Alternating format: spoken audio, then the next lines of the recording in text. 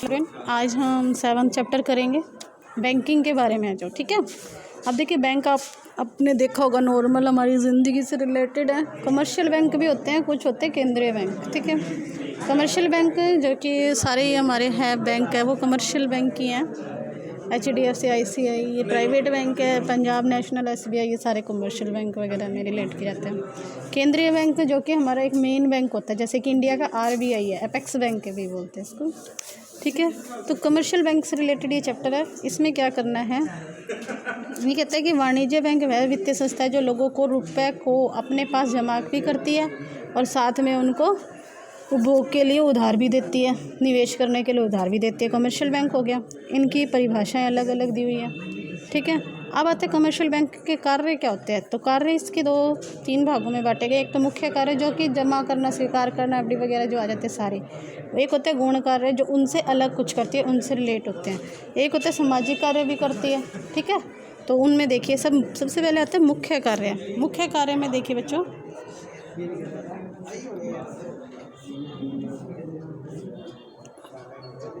मुख्य कार्य के अंदर देखिए आ जाता है एक तो निश्चितकालीन सावधि जमा, जैसे FD वगैरह होता है, हम करवाते हैं एक निश्चित रेट पे, हमें इंटरेस्ट मिल जाता है। साल का भी हो सकता है, 6 महीने का, जितना हम करवाना चाहे वो फिक्स होता है। कमर्शियल बैंक करते हैं। फिर उसके बाद आता है करंट अकाउंट, डिमांड डिपॉजिट बोल देते हैं हम, ठीक है। फिर उसके बाद आता है सेविंग डिपॉजिट अकाउंट, ठीक है। सेविंग जिसके ऊपर नॉर्मल इंटरेस्ट मिलता है, ज़्यादा नहीं मिलता, चलता रहता है, कभी भी हम पैसे निकाल सकते हैं, कभी भी जमा करवा सकते हैं। फिर आता है होम सेविंग अकाउंट। इसमें क्या करता है, बैंक के ने इस खाते का प्रचलन अभी शुरू किया है कुछ टाइम पहले। इसमें जमा करता है घर पर एक बैंक सेफ जैसे गुल्लक रखते हैं ना, उस तरीके से रख दिया जाता है। जमा करता है इस गुल्लक में थोड़ी थोड़ी अपने पैसे डालता रहता है, जितनी रोज़ के जैसे बच्चे डालते हैं इस तरीके से घर में डालते रहते हैं। तो कुछ समय के बाद बैंक में जाकर उस राशि को जमा करवा दे जाते हैं, वहाँ पे वो खुलता है। इसे क्या बोल देते हैं, होम सेफ सेविंग अकाउंट। फिर उसके बाद आता है रैकरिंग डिपॉजिट। रैकरिंग डिपॉजिट में क्या होता है, ये कुछ जैसे हम पोस्ट ऑफिस वगैरह में भी करवाते हैं रैकरिंग डिपॉजिट। इसमें क्या होता है, 5 साल का डिसाइड कर दिया जाता है। हर महीने कुछ कुछ अमाउंट हम जमा करवाते जाते हैं। फिर 5 साल बाद या 12 साल बाद जो भी पीरियड होता है उसमें हम जाके उसको खोल सकते हैं। पूरी हो जाती है तो हमें एक इकट्ठा अमाउंट हमको मिल जाता है, विद इंटरेस्ट मिल जाता है, ठीक है। क्लियर है। अब आता है दूसरे, इसमें पॉइंट आते हैं ऋण देना। अब देखो ये दूसरा काम हो गया ऋण देना इसका। अब ऋण देने में क्या क्या काम करता है, ऋण देने में देखो क्रैश क्रेडिट दे देता है, ठीक है। फिर उसके बाद ओवरड्राफ्ट। ओवरड्राफ्ट का मतलब क्या होता है, जैसे आपके पास बैंक में 50,000 रुपये, आपको 60,000 की जरूरत पड़ेगी, 10,000 फालतू, तो जो 10,000 हो गए वो ओवरड्राफ्ट हो गया। फिर उसके बाद आता है डिमांड लोन। डिमांड के अकॉर्डिंग लोन देना होता है, ठीक है। फिर उसके बाद आता है शॉर्ट टर्म लोन, जो छोटे टाइम के लिए लोन्स मिलते हैं। ये तो इनके 2 काम हो गए, एक तो ऋण देना और एक ऋण स्वीकार करना। क्लियर है।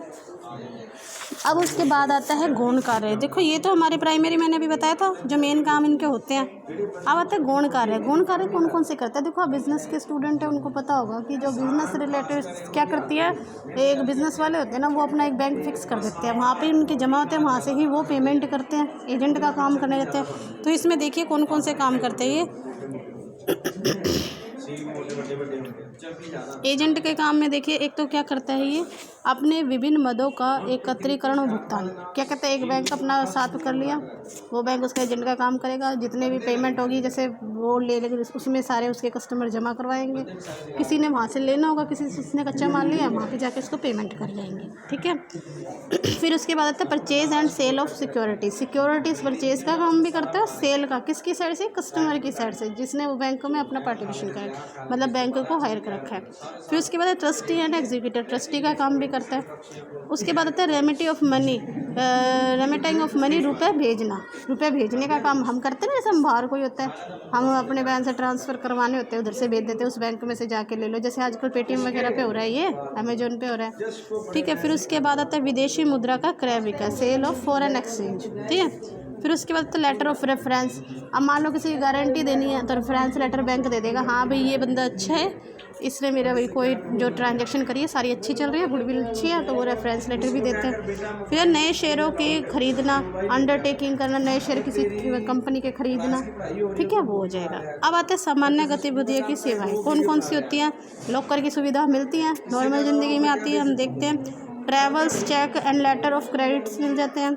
फिर उसके बाद बिजनेस इन्फॉर्मेशन एंड स्टैटिस्टिक्स, किसी बिजनेस की इन्फॉर्मेशन और स्टैटिस्टिक्स बनाते हैं, ठीक है। उससे रिलेटेड जो आंकड़े होते हैं भाई कि बिज़नेस कैसा चल रहा है, कितना प्रॉफिट हुआ, कितने इसकी सेल चली गई थी, वो सारी चीज़ें। फिर है वस्तुओं के वाहन में सुविधाएं अब सहायता, ये कहते हैं वस्तु के ट्रांसपोर्ट करना है ना, हेल्प। ये बैंक, कई बैंक इस तरीके के भी कार्य करते हैं, जैसे कमर्शियल HDFC बैंक हो गई, ICICI बैंक हो गई। अब आते हैं हमारे सामाजिक कार्य। देखिए सामाजिक कार्य में कौन कौन से आ जाते हैं। सोशल जो वर्क करते हैं ना, ये तो देखो 2 प्राथमिक और गौण तो हो गए।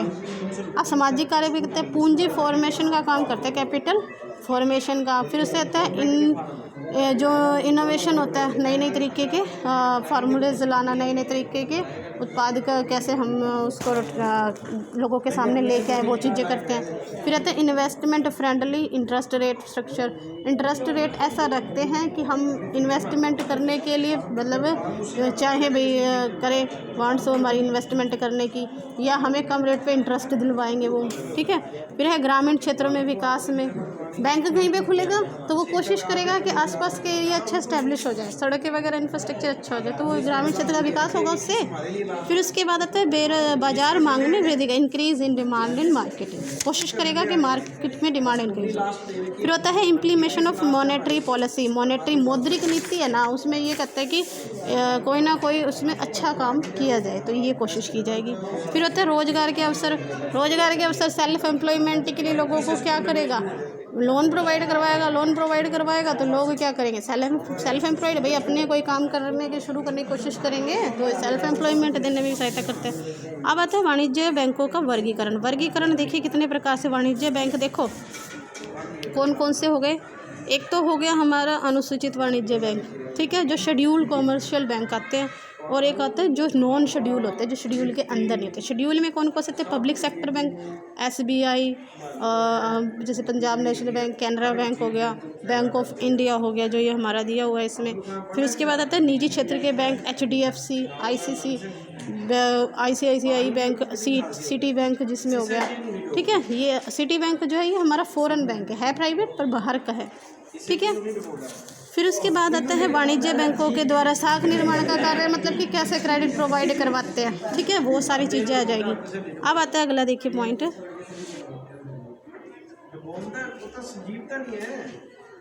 इसके बाद आते हैं बैंक के बारे में बताया हुआ है कि जमाई कैसे स्वीकार करते हैं, कैश डिमांड इससे कैसे करते हैं, तो इसका एक फार्मूला होता है इसके करने का, इनका इसका एक फार्मूला था कि मांग जमाई किसके बराबर होती है हमारी, मांग जमा 1/2 CRR, मतलब कि कैश रिजर्व रेशो, भाई कितना कैश रिजर्व रखना है, मल्टीप्लाई बाय कैश डिपॉजिट, भाई कितना, तो इससे हमें पता जाएगा कि डिमांड डिपॉजिट हमारी कितनी है, ठीक है। ये होता है इसमें, इतना ही करवाऊंगी आज तुमको, ठीक है बच्चों।